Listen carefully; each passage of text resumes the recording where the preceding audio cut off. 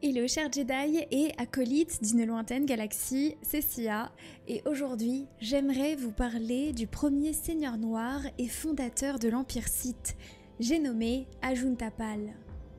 Je suis ce qui enserre le cœur des froids, prête l'oreille à la nuit et fait taire la lumière.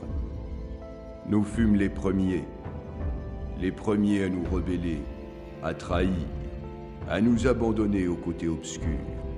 Personnage énigmatique oublié, il est mentionné pour la première fois en 96 dans les comics Tales of the Jedi, apparaîtra ensuite dans le jeu Star Wars Knights of the Old Republic et aura enfin droit à son récit dans le livre des Sith.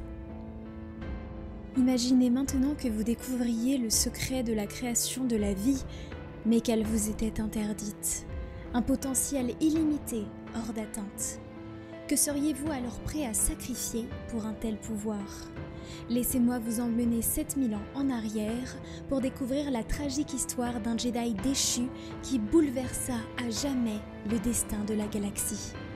N'hésitez pas à soutenir cette holo vidéo avec un petit like et à vous abonner pour plus de contenu Star Wars. C'est parti!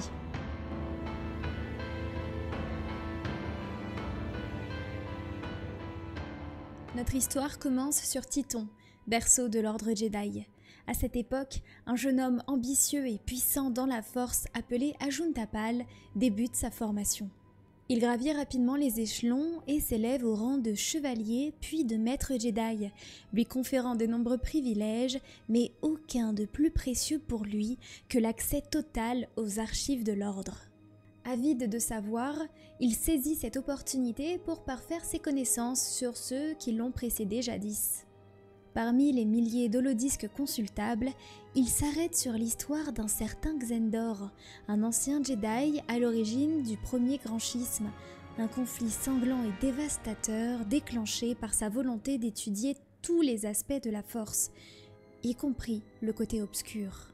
À ses yeux, tous les courants de pensée de la Force méritaient d'être étudiés, mais essuyant un refus du Conseil, une lutte fratricide s'ensuivit qui s'acheva avec la mort de Xendor.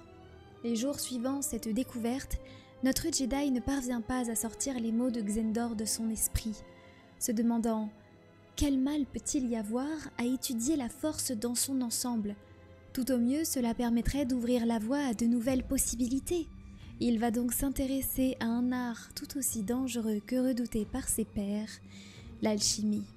L'alchimie est une science associée au côté obscur dont la pratique autrefois tolérée a été interdite par l'ordre pour son caractère jugé pervers et contre nature.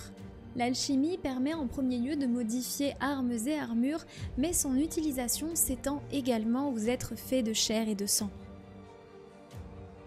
Et c'est cet aspect qui fascine tout particulièrement Pal. Percer le mince voile qui sépare la vie de la mort. Le bref instant qui sépare l'une de l'autre, plus vif qu'un battement d'aile, plus beau que tous les sonnets de la littérature. Tel est mon fleuve, telle est ma montagne. Et c'est là que je planterai mon étendard. Il se plonge corps et âme dans son étude en compagnie d'un groupe de Jedi jusqu'à percer le secret de la création de la vie. À l'instar de Xendor, Ajunta s'empresse de présenter sa trouvaille au conseil, espérant ainsi pouvoir enseigner l'alchimie à ses élèves. Mais plutôt que de le féliciter, le conseil est horrifié par les créations de Pal, qu'il juge être des abominations et interdit son enseignement au sein de l'ordre. Quelle ironie! Lui qui avait pourtant étudié l'histoire des Jedi n'avait pu prédire leur rejet. Fou de rage, il rassemble des fidèles pour déclarer la guerre à l'ordre Jedi, marquant ainsi le début du second grand schisme et les 100 ans d'obscurité. Oui, ce conflit va durer un siècle.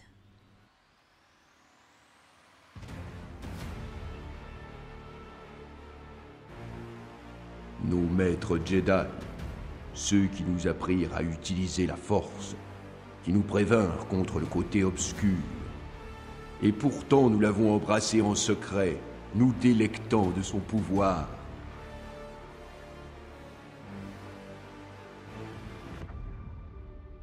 Dans la seconde moitié de la guerre, et après des décennies de combats, Pal et ses Jedi noirs sont en déroute. En infériorité numérique et sans espoir de victoire, ils combinent toutes leurs ressources pour créer les créatures du côté obscur les plus redoutables jamais vues. Les Léviathans.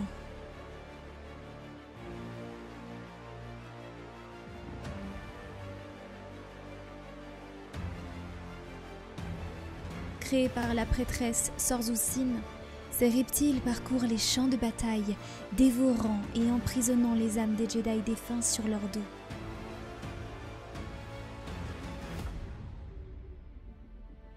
Armé de votre sabre laser, vous tournez la tête, mais il est déjà trop tard.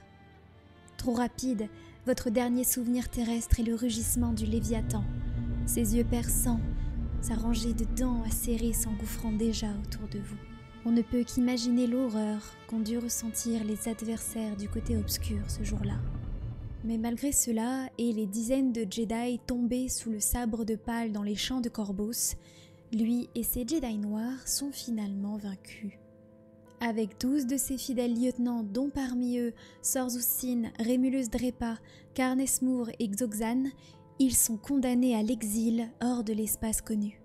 L'histoire aurait pu s'achever ici, mais Ajunta s'était entourée d'esprits aussi rusés que le sien. Son invocatrice, Sorzusin, avait collecté des informations sur un certain peuple sith, adepte du côté obscur, qui vivrait dans la caldeira stygienne. Elle les guide alors aux confins de la galaxie, sur le monde mystérieux et obscur de Korriban, qui, hasard ou non, se trouve tout près de Korbos. Là, les exilés rencontrent les Sith au sang pur, des autochtones à la peau rouge naturellement sensibles qui, bien que primitifs en comparaison, démontrent une connaissance étendue de la force, une mythologie et un roi, appelé Akagam Grosh. Le roi voit d'un mauvais œil l'arrivée d'étrangers sur leur monde. Il s'en méfie et a raison, car les exilés convoitent déjà les secrets de son peuple. Voyez-vous, le royaume des Sith de cette époque regroupe des milliers d'individus, répartis sur 19 mondes dont la capitale, Ziost, abrite un palais, des richesses et surtout un accès aux connaissances des Sith sur la magie et l'alchimie. Tout cela représente un immense pouvoir, une opportunité pour Pal de retrouver ce qu'il a perdu. En moins de 2 semaines, lui et ses exilés désormais surnommés Genjidai par les locaux parviennent à manipuler la main de l'ombre, le bras droit du roi, pour le convaincre de se retourner contre lui. Avec son soutien, Ajunta Pal décapite Akagam Grosh avec sa propre épée et revendique le titre de Gennari, seigneur noir des Sith. Par la suite, le reste du peuple vient à considérer les exilés comme des dieux et Ajunta comme l'incarnation de leur dieu gaucher Typhogème. Il fonde le premier empire Sith, s'établit sur Ziost et étend son influence aux autres mondes du secteur. Une partie des exilés quittera l'Empire pour se venger des Jedi sans revenir, tandis que l'autre partie se mêlera au peuple Sith, créant une espèce hybride et des héritiers sur plusieurs générations. Tout au long de son règne, Ajunta Pal brandit une épée qui deviendra par la suite plus célèbre que lui. La double lame est noire. Sur la poignée, on peut y voir un symbole, celui des seigneurs noirs, et sur la lame sont inscrits les mots suivants.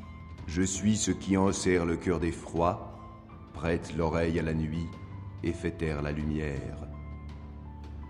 Ajunta Pal ne règne pas longtemps avant de mourir dans des circonstances inconnues, non sans avoir laissé une partie de son histoire dans un holocron. La légende raconte que cette épée maudite aurait causé sa perte, soit par la main d'un autre Sith souhaitant s'en emparer, soit par l'épée elle-même. Il est cohérent de penser que la pratique intensive de l'alchimie sur plusieurs années ait pu corrompre l'esprit de Pal au point de le tuer. D'autres théories indiquent que c'est en réalité Tulak Hord qui aurait tué Pal par ambition. Sondachat Kemval parle de conquêtes dans lesquelles il tuait des Jedi, mais il n'y a pas eu de guerre contre eux depuis la bataille de Korbos. Aussi, il est très commun pour les Sith de s'entretuer pour le pouvoir, le titre de seigneur noir des Sith étant une position très convoitée. Tout pouvoir a un prix, et il le paya de sa vie. Mais son histoire ne s'arrête pas là. Son corps est déposé dans un tombeau érigé en son honneur dans ce qui deviendra la vallée des Seigneurs Noirs. Là, au plus profond de sa dernière demeure, son esprit perdure, ruminant ses erreurs et les défauts de cet empire qu'il a créé. 3000 ans plus tard, un Jedi dénommé Revan pénètre dans le tombeau à la recherche de son épée, espérant gravir les échelons de l'Académie pour découvrir une mystérieuse carte stellaire. Il rencontre le spectre de Pal qui se confie à lui sur son passé, relatant sa honte et ses regrets d'avoir trahi ses anciens maîtres.